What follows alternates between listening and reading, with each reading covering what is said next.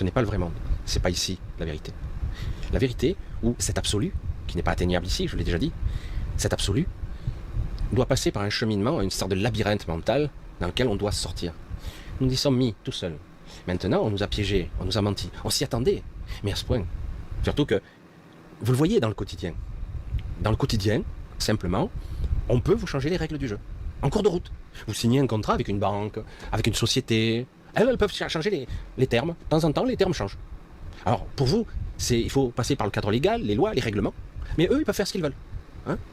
Alors, ouais, je vois, hein, c'est affolant. Il y a des fois des règlements, vous pouvez les accepter ou les refuser.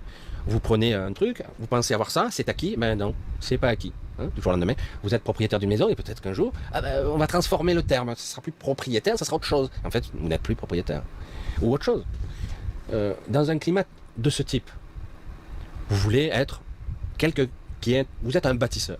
Parce qu'il y a des gens qui sont des architectes, des bâtisseurs, des instructeurs, comme je l'ai déjà dit. Il y a des gens qui sont juste là pour inspirer. Ça arrive. Il y a beaucoup de choses comme ça. Il paraît que j'inspire quelques personnes. Mais bon, j'espère, ça peut être utile. Mais nous avons tous une façon d'être, de rayonner quelque chose, d'influencer les autres, en espérant que ça soit positif.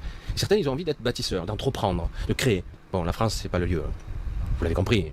Vous voulez construire quelque chose? Ils feront tout pour vous abattre. Incroyable. Incroyable.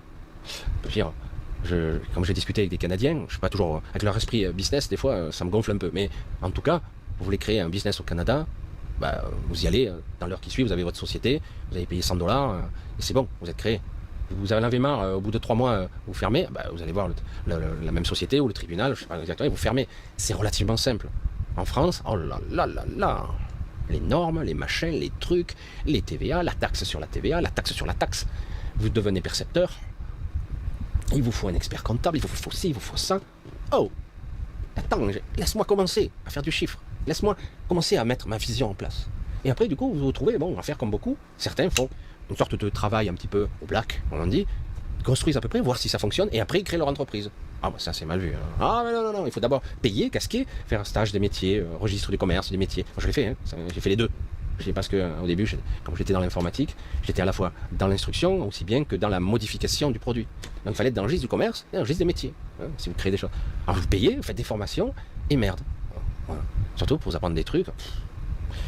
Non, la France n'est pas un pays de création. Ça n'est plus le cas. C'est fini. C'est terminé. Ils ont réussi à détruire toute créativité. C'était voulu. Ça, on me l'a bien fait comprendre. La France est le lieu de la créativité. Ah bon? Oui. C'est ici.